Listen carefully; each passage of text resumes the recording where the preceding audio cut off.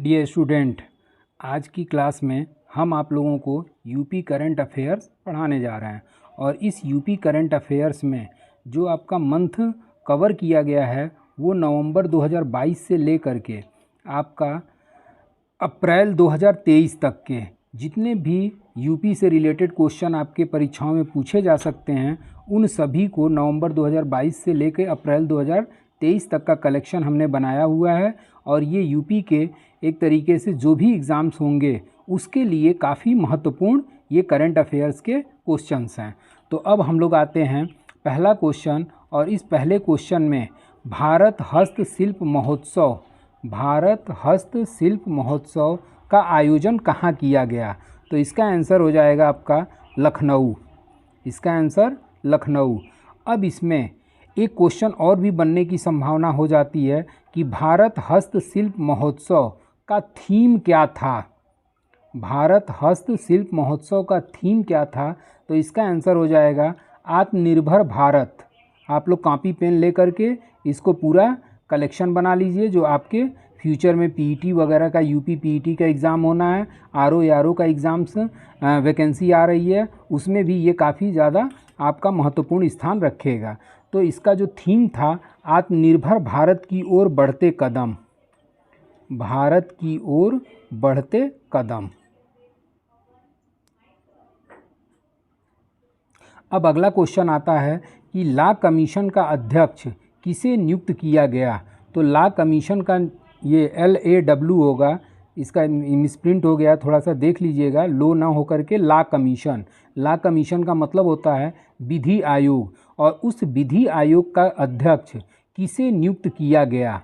Question थोड़ा सा correction कर लीजिएगा कि ला कमीशन का अध्यक्ष किसे नियुक्त किया गया। तो आंसर हो जाएगा आपका ऋतुराज अवस्थी। ऋतुराज अवस्थी। और ये जो ऋतुराज अवस्थी हैं इनका संबंध जो है वो इलाहाबाद हाई कोर्ट से है, और ये इलाहाबाद हाई कोर्ट के रिटायर्ड जज हुए और इन्हीं को ला कमीशन का अध्यक्ष नियुक्त किया गया है।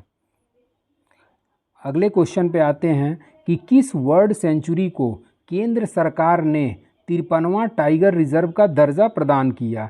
तो वर्ल्ड सेंचुरी केंद्र सरकार द्वारा 53वां टाइगर रिजर्व का दर्जा आपका रानीपुर सेंचुरी को घोषित किया गया। रानीपुर सेंचुरी। और ये रानीपुर सेंचुरी कहाँ स्थित है। तो ये आपका स्थित है चित्रकूट में, जिसे हाल फिलहाल में केंद्र सरकार के द्वारा आपका 53वां टाइगर रिजर्व के रूप में घोषित किया गया रानीपुर को। और ये किस डिस्ट्रिक्ट में स्थित है। तो उत्तर प्रदेश के चित्रकूट में स्थित है, जो उत्तर प्रदेश का चौथा टाइगर रिजर्व बना। बाकी जो 3 अन्य टाइगर रिजर्व हैं वो Dudhwa national park, Pilibhit national park और अमनगढ़ नेशनल पार्क, जो कि बिजनौर में स्थित है। अब अगले क्वेश्चन पे आते हैं कि नवंबर 2022 में 41वां रामायण मेला का आयोजन कहाँ किया गया। तो इसका आंसर हो जाएगा आपका अयोध्या। और उत्तर प्रदेश के अयोध्या शहर में नवंबर 2022 में 41वां रामायण मेला का आयोजन किया गया। अगला क्वेश्चन आता है कि नवंबर 2022 में साइकिल से मनाली स्थित माउंट फ्रेंडशिप की चोटी पर चढ़ने का रिकॉर्ड किसने बनाया। तो आंसर हो जाएगा आपका उमा सिंह। उमा सिंह। और ये उमा सिंह उत्तर प्रदेश के गोरखपुर जनपद की रहने वाली हैं। तो इस तरीके से उमा सिंह, गोरखपुर की निवासी उमा सिंह ने नवंबर 2022 में साइकिल से मनाली स्थित माउंट फ्रेंडशिप की चोटी पर चढ़ने का रिकॉर्ड बनाया है। अगला क्वेश्चन आता है कि रॉक पेंटिंग को संरक्षित धरोहर घोषित करने का निर्णय भारतीय सर्वेक्षण विभाग द्वारा किया गया, यह संबंधित है। तो इसका आंसर हो जाएगा आपका आगरा। और इसी आगरा में रॉक पेंटिंग को संरक्षित रखने के लिए धरोहर घोषित करने का निर्णय आर्कियोलॉजी डिपार्टमेंट के द्वारा किया गया। अगला क्वेश्चन आता है हर घर नल कनेक्शन देश में कौन सा जिला शीर्ष पर है। तो हर घर नल कनेक्शन में आपका उत्तर प्रदेश का शाहजहांपुर नंबर 1 देश में अपना नंबर 1 स्थान रखा। इसके बाद से आपका दूसरा डिस्ट्रिक्ट अगर आ जाता है तो आपका बुलंदशहर, और उसके बाद से तीसरा जो है वो आपका बरेली। तो इस तरीके से उत्तर प्रदेश के ये 3 ज़िले ऐसे हैं जहां हर घर नल कनेक्शन में देश में आपका शीर्ष स्थान रखता है। अगला क्वेश्चन कि रक्त खोज ऐप किस संस्थान द्वारा तैयार किया गया? तो इसका आंसर हो जाएगा MNNIT। और ये कहाँ स्थित है? तो ये आपका प्रयागराज में स्थित है। और इसी प्रयागराज में आपका MNIT यानी कि Motilal Nehru national technology institute जो कि प्रयागराज में स्थित है, इसी के द्वारा रक्त खोज ऐप का संचालन किया गया। अब अगला क्वेश्चन आता है कि तमिल समागम का आयोजन कहाँ पर किया गया? तो तमिल समागम का आयोजन 17 नवंबर से 17 दिसंबर के मध्य आपका वाराणसी में 17 नवंबर से 17 दिसंबर के मध्य 17 दिसंबर 2022 कर लीजिएगा और 17 दिसंबर 2022 के मध्य वाराणसी में तमिल समागम का आयोजन किया गया। अगला क्वेश्चन कि यूपी की सबसे प्रदूषित नदी कौन सी है? तो यूपी की जो सबसे प्रदूषित नदी है वो है आपका हिंडन। और ये हिंडन किसकी सहायक नदी है? तो ये आपका हिंडन जो है यमुना की सहायक नदी मानी जाती है।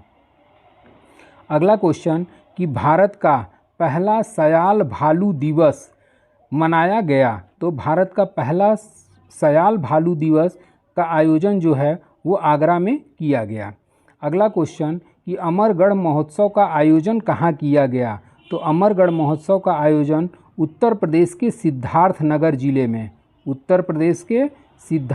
ज़िले में इसका आयोजन किया गया। अगले क्वेश्चन पे आते हैं कि अमनगढ़ टाइगर रिजर्व का नया नाम क्या रखा गया? तो अमनगढ़ टाइगर रिजर्व का नया नाम जो रखा गया वो न्यू जिम टाइगर रिजर्व इसका नया नाम रखा गया है। अगला क्वेश्चन कि किलिमंजारो अफ्रीका की चोटी को फतह किसने किया? तो किलिमंजारो जो है ये अफ्रीका महाद्वीप में स्थित एक चोटी है और इस चोटी को फतह करने का श्रेय जो है वाराणसी के रवि कुमार ने इस चोटी को फतह हासिल किया है।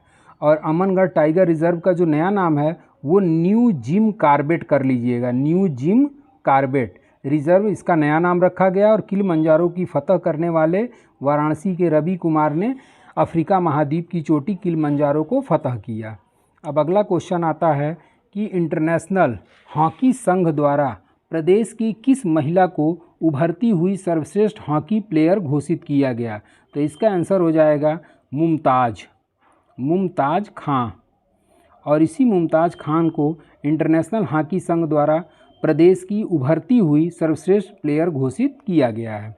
अगला क्वेश्चन कि 35 किलोमीटर पैदल चाल में रिकॉर्ड किसके द्वारा बनाया गया? तो 35 किलोमीटर पैदल चाल में जो रिकॉर्ड बनाया गया वो राम बाबू के द्वारा बनाया गया। और ये राम बाबू 35 किलोमीटर की चाल 2 घंटा 36 मिनट में इन्होंने तय किया।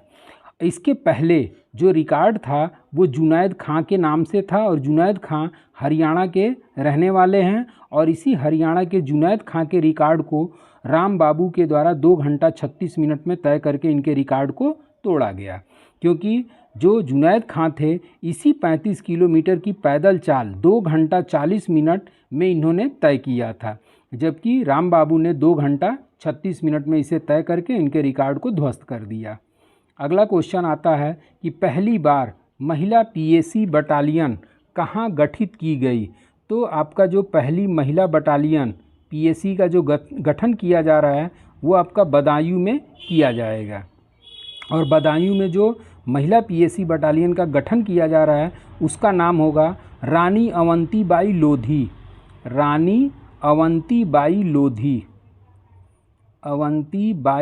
लोधी बटालियन। उसके साथ साथ लखनऊ में भी आपका महिला पीएसी बटालियन का गठन किया जाएगा और इसका नाम होगा उदय देवी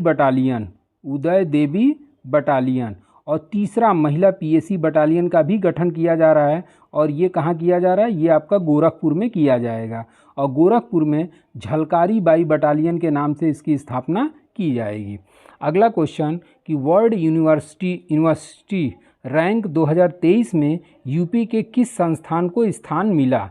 तो इसमें वर्ल्ड यूनिवर्सिटी रैंकिंग 2023 में उत्तर प्रदेश के एएमयू यानी कि अलीगढ़ मुस्लिम विश्वविद्यालय और उसके साथ साथ बीएचयू को वर्ल्ड रैंकिंग यूनिवर्सिटी में इनको स्थान मिला, यूपी के ये 2 विश्वविद्यालयों को। जबकि अगर भारत का पूछेगा तो भारत में वर्ल्ड यूनिवर्सिटी रैंकिंग में आपका भारत में आईएससी बेंगलुरु विश्वविद्यालय को प्रथम स्थान प्राप्त हुआ है भारत में।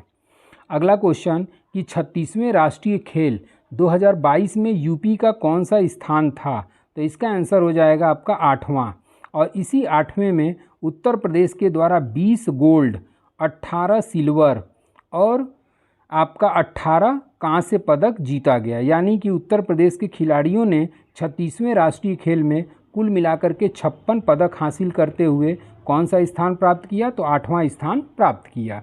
अगला क्वेश्चन कि लखनऊ निवासी किस महिला को एक दिन का ब्रिटिश उच्चायुक्त बनाया गया? तो आंसर हो जाएगा आपका जागृति यादव। और ये लखनऊ की रहने वाली जागृति यादव को एक दिन का ब्रिटिश उच्चायुक्त के रूप में नियुक्त किया गया है। अगला क्वेश्चन कि स्वदेश दर्शन 2.0 में यूपी के कौन से ज़िले शामिल हैं? तो स्वदेश दर्शन में आपका झांसी हो जाएगा, उसके बाद से आपका चित्रकूट हो जाएगा और उसके बाद से प्रयागराज हो जाएगा। तो इन 3 ज़िलों को आपका स्वदेश दर्शन 2.0 में 3 ज़िलों को उत्तर प्रदेश के शामिल किया गया है। अब अगला क्वेश्चन आता है कि यूपी के किस पुलिस ने बुज़ुर्गों के लिए सवेरा योजना प्रारंभ किया? तो आंसर हो जाएगा अमेठी पुलिस। उत्तर प्रदेश की अमेठी पुलिस के द्वारा आपका बुजुर्गों के लिए सवेरा योजना का प्रारंभ किया गया। अब अगला आता है कि दूसरा शेख जायद अंतर्राष्ट्रीय पुरस्कार किसे दिया गया? तो आपका सितंबर 2022 में आपका दूसरा शेख जायद अंतर्राष्ट्रीय पुरस्कार वजाहत हुसैन को दिया गया। वजाहत हुसैन। और ये वजाहत हुसैन का संबंध किससे है? तो वजाहत हुसैन का संबंध जो है अलीगढ़ मुस्लिम विश्वविद्यालय में ये प्रोफेसर के पद पर कार्यरत हैं। अगला क्वेश्चन कि स्वास्थ्य एटीएम का उद्घाटन कहाँ पर किया गया? तो स्वास्थ्य एटीएम का उद्घाटन जो है वो आपका गोरखपुर जनपद में किया गया। अब अगला क्वेश्चन आता है कि परफ्यूम पार्क बनाने की योजना कहाँ शुरू की गई? तो परफ्यूम पार्क बनाने की योजना जो है उत्तर प्रदेश के लखनऊ जनपद में की गई है। कुछ लोगों को कन्फ्यूजन हो सकता है क्योंकि आपका अगर ऑप्शन में कन्नौज दे देगा तो ज़्यादातर ये लड़के सोचते हैं कि कन्नौज को इत्र नगरी के नाम से जाना जाता है, इस वजह से कन्नौज में ही परफ्यूम पार्क की योजना रखी गई होगी। लेकिन इतना ध्यान दीजिएगा कि परफ्यूम पार्क बनाने की योजना कहाँ पर रखी गई? तो आपका लखनऊ में रखी गई। अगला क्वेश्चन कि 2021 में राष्ट्रीय अपराध रिकॉर्ड ब्यूरो द्वारा यूपी का स्थान दिया गया। तो अपराध की दृष्टि से रिकॉर्ड ब्यूरो द्वारा यूपी का स्थान जो है वो आपका दूसरा है। अब हम लोग आते हैं अगले क्वेश्चन पे कि यात्री की सुविधा की दृष्टि से यूपी का इंटरनेशनल एयरपोर्ट जो प्रथम स्थान पर रहा, तो इसका आंसर हो जाएगा आपका एलबी शास्त्री। और एलबी शास्त्री यानी कि लाल बहादुर शास्त्री इंटरनेशनल एयरपोर्ट को आपका प्रथम स्थान पर यात्री सुविधा की दृष्टि से रखा गया है। और ये कहाँ स्थित है? तो ये आपका लाल बहादुर शास्त्री इंटरनेशनल एयरपोर्ट बाबतपुर वाराणसी में स्थित है। अगला क्वेश्चन कि 31वां व्यास सम्मान किसे सम्मानित किया गया? तो इसका आंसर हो जाएगा असगर बजाहत। और इसी असगर बजाहत को 31वां व्यास सम्मान से सम्मानित किया गया है। अगला क्वेश्चन कि ब्लॉक दिवस कब मनाया जाता है?